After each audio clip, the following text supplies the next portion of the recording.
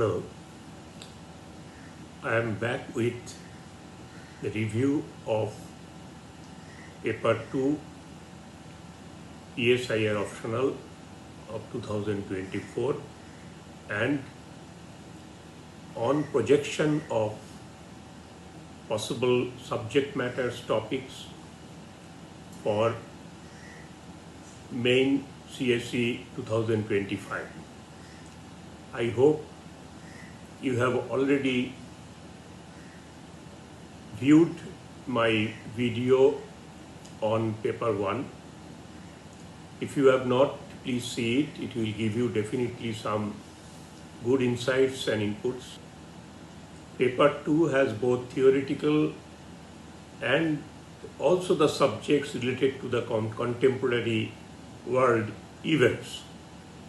So therefore, one has to be prepared with theoretical clarity as well as needs to be informed about the things happening around international relations or world politics.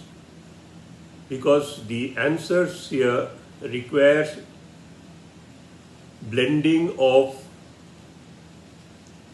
examples from ground realities with theoretical perspectives. In comparative politics, both first and second chapters are important. From first chapter, questions will definitely come. It has plenty of subject matters, topics. So therefore, UPSC can pick up any of them to frame a question. So better to be ready to write answers from whatever way UPSC may frame the question.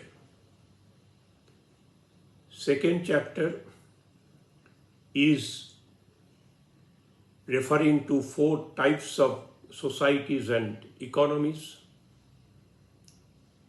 These categories are used to frame mixed questions. Like for examples, there are always questions linked to developing societies or developing countries, sometimes also on capitalist economies or advanced industrial societies.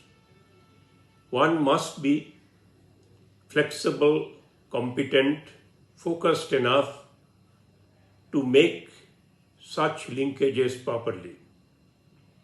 They must have clarity about what does these societies and economies mean in international relations. Don't make any gaze discussion here that won't give good impression. A good answer on the chapter 1 always beneficial because the questions on these chapters come very often in the beginning of the question paper, and therefore the first impression can be created in a very positive way on the mind of the examiner. In 2023, a question came on empirical approach, and 2024, a question has come on interpretive approach. But it is not so difficult.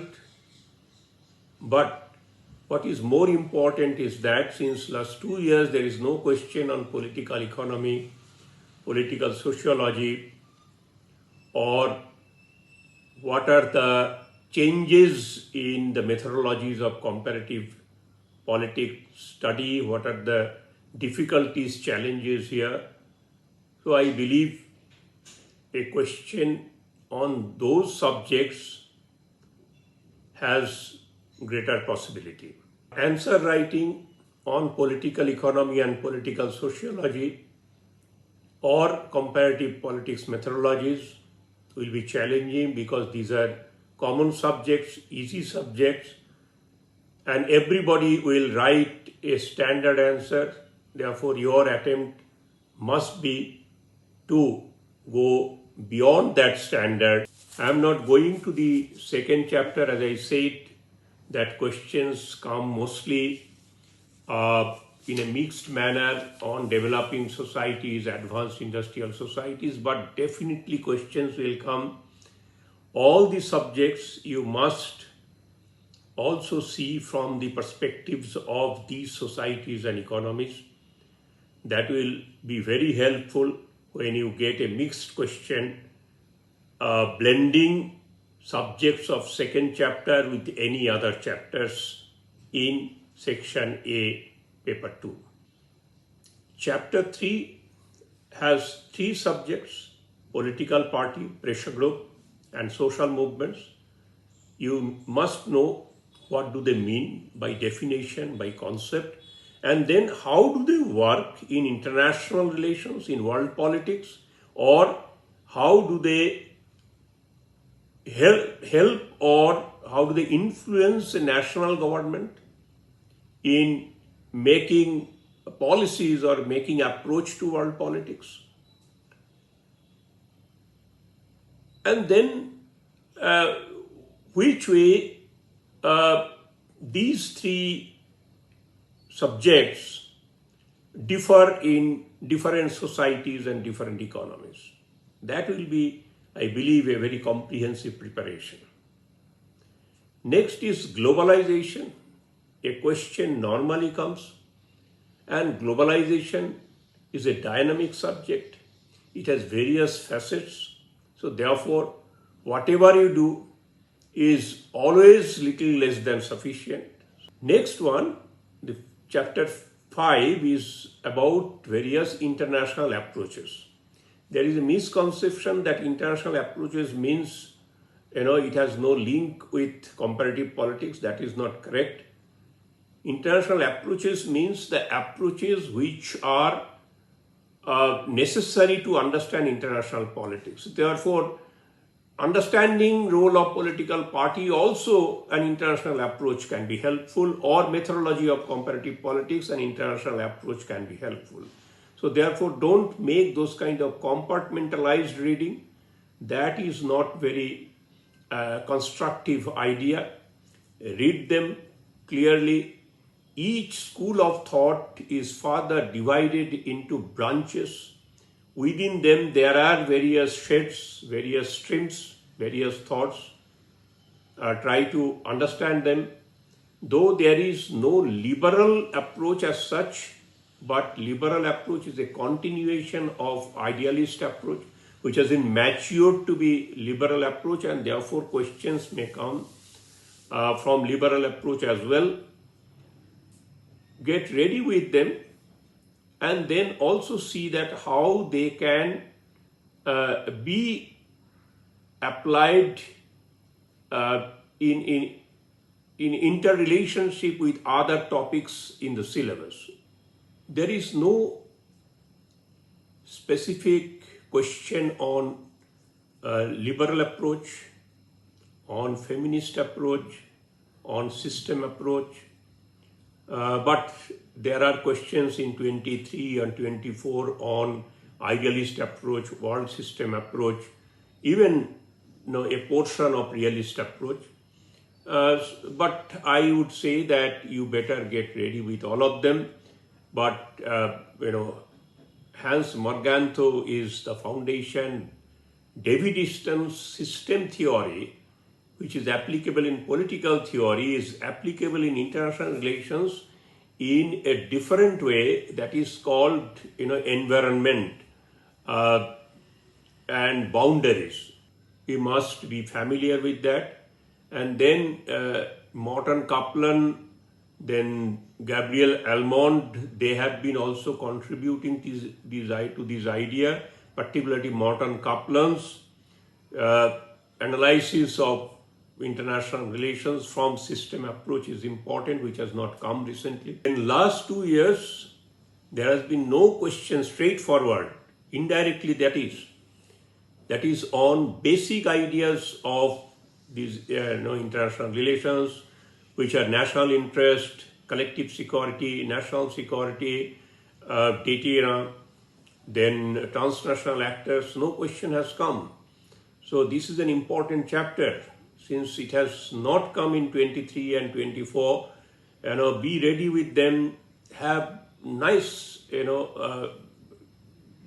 understanding, clarity, citations, be comprehensively ready to write an answer, whether it is straightforward or it is a mixed question. Chapter 7 is very, very dynamic. There is superpower related questions, there can be NAM related question, there can be third world related question, there can be also globalization related question. Now you all know that superpower issue is emerging again. Different big power countries are trying their best to be a superpower country, but in a multipolar world, converting yourself from a big power to superpower is not so easy. There are a lot of rough and tough paths in between, but they are trying. Particularly after Trump's arrival as president of USA, this issue has got extra attention. Then definitely there is an issue of China and USA trade war, which is again getting new momentum. There can be a question on NAM because NAM is not dead. NAM may not be so strong. NAM may be losing its significance. It can still influence many of the issues of international relations, because NAM has largest number of countries in its fold and new countries are joining NAM. And its conferences are regular. In 2024, there is a conference in Kampala. Last 2 years, the question has come on American hegemony. Hegemony is not equivalent to power. There is a difference. But that hegemonic tendency continues. UPSC can frame it in a different way. But also, Russia, China, they are playing a good role. Even in BRICS, they are trying to push the agenda of de-dollarization of trade and commerce, and America is trying desperately to resist it. All these things are happening around, and therefore world politics in last 6-7 months has become very fast changing, very dynamic, and lot of new developments are taking place. So it is better that you remain informed about that and also understand which way to apply them when a question comes in your comparative politics. That Bretton Woods system of economy and CMEA, they have lost relevance. So therefore direct questions very, very, not impossible, but unlikely. But within that, globalization, then liberalization, these parts are also there. And question is always possible from these areas. Next topic is United Nations. Normally a straightforward question comes. There are 5-6 institutions within United Nations system. International Court of Justice have come, then UNSC, it has come, but there is Human Rights Commission, there is Trusteeship Council, there is UN General Assembly. So normally they give a straightforward questions. Everybody will try to write them systematically, structurally, and you see that what value addition is possible there. And that is where your creative mind should work, that I like to write in this way. Last chapter, that is contemporary global concern. A question comes normally from environment. Better to look into nuclear non-proliferation or democracy area, because even in Western countries are now facing a lot of problems on continuation of democracy. So therefore, democracy can come in with reference to developing societies and advanced industrial societies is possible. Then terrorism is definitely a burning issue, particularly after Pahalgam incident. Like paper 1, UPSC has given some difficult questions here also, like for example, I told you earlier, interpretive approach. Another interesting question is there: what are the basic features of postmodern state in capitalist economies? So you'll have to know what is postmodern, and then what are the basic features of postmodern state within capitalist economies, not in general. There is an interesting question in 2A, deglobalization of globalization. Now analyze it. This is an interesting question and it requires a very analytical framework to deal with the subject matter. Another question has come last year, that is the factors contributing to the decline of WTO in recent times. Now, we all know that WTO has been flourishing, has been expanding, but it is saying that it is declining. Now, writing on how it is declining will not be that easy. This is in brief about comparative politics and how the questions have come, where you can focus upon. If you make an analysis of the questions that have come in last 5 years, you may notice that majority of the questions have come from chapter 1 to chapter 8. So 9, 10, 11 have questions, but 1, 1, 1 mostly. So make this strategic preparation, clearly, I believe it will help you in preparation. Let me now go to IR side. IR has been changing in today's world very fast. Every country's foreign policy has been changing, and this second part of paper 2 is basically on India's foreign policy. India's foreign policy has become very fast changing, very dynamic. Sometimes it is because of India's urge to reach out to the world. Sometimes various world events have been compelling India to revisit its foreign policy strategy, approach, and methodology.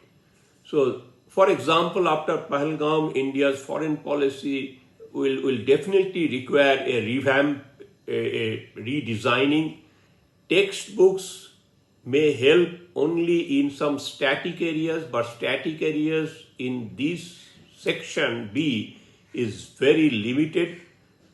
Therefore, you will have to pick up mostly from journals, newspapers, YouTube, then podcast. So, in various ways, you'll have to understand what are the things going on. Never make any adventure to convince the examiner without being fully prepared. Better you write with due confidence, and for that you get insights, inputs from various authentic sources. India has been progressing very well in last several years. India has been also facing a lot of challenges in foreign policy approach. So it is a back and forth kind of game, and try to understand both the areas. Always don't appreciate India, because there are certain areas where India has not done very well, but there are also areas where India has done very well. So wherever it is applicable, you write logically and not in a too much euphoric manner.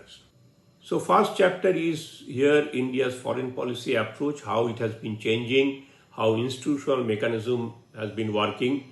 So keep yourself informed about various institutional mechanism, and where the principles which have been laid down after independence have been still followed, and where new approaches have been welcomed, have been infused.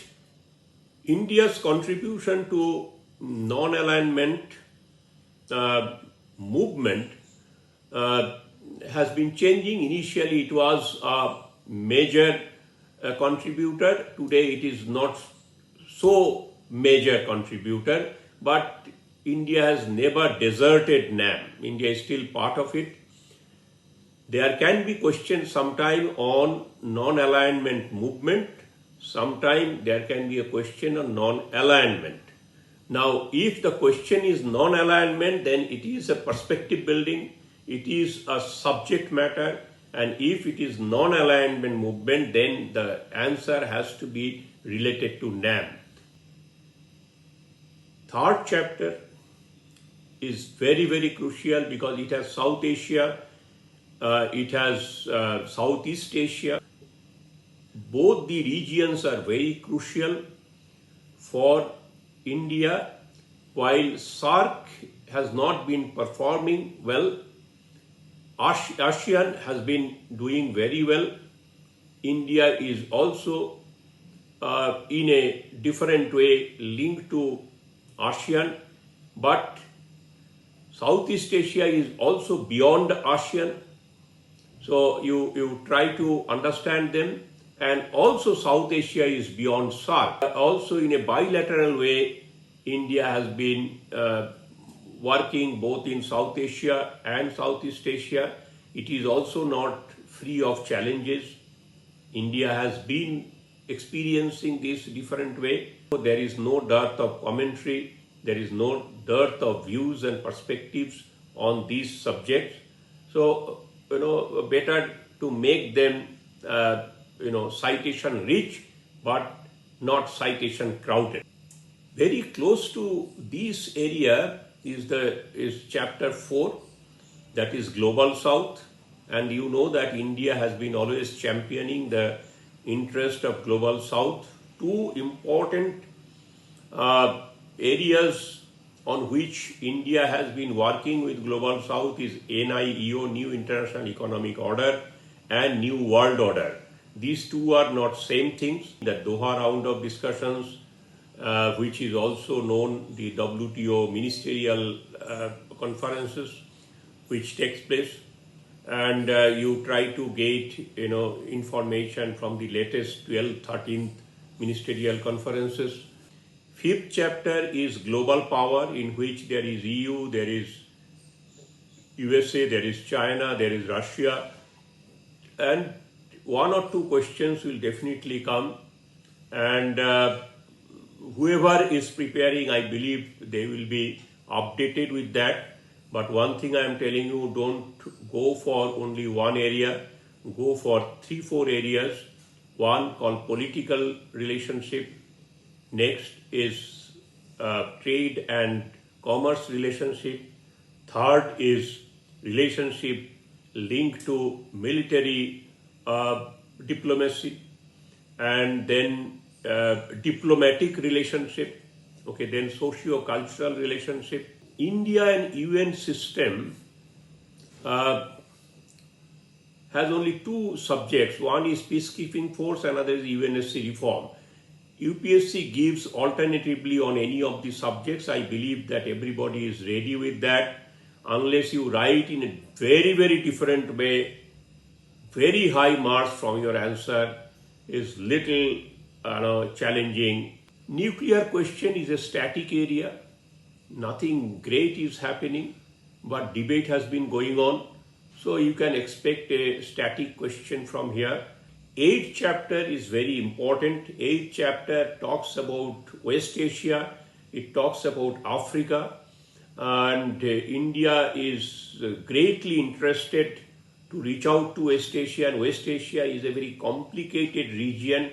And India has been doing very well to maintain its relationship with the country. For that, India has a very specific strategy and approach, and India has been judiciously maintaining this. Then India has been making an inroad into Africa, also in Latin America. Get this West Asia focused preparation, get good insights and information. particularly recently India has been entering into strategic relationship. Strategic relationship can be short term, can be long term. One subject is very important in foreign policy, that is diplomacy. There are varieties of diplomacy. You must have some good clear idea about that so that you can write half a page on them very clearly. I find many of the candidates are not very clear about diplomacy, therefore they mix up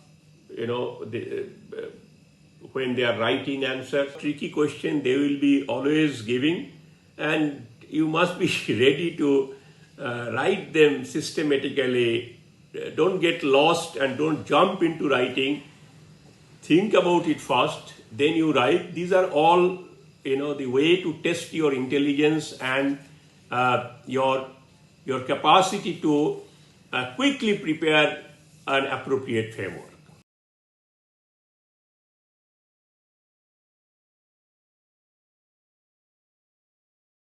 Then another question where it is saying that India has of late chosen to debunk non-alignment. Now, debunk is a word, that means India wants to avoid, and then non-alignment. It doesn't say non-alignment movement. There will be a couple of mixed questions where subject matters of the same chapter can be combined, or subject matters of different chapters can be combined.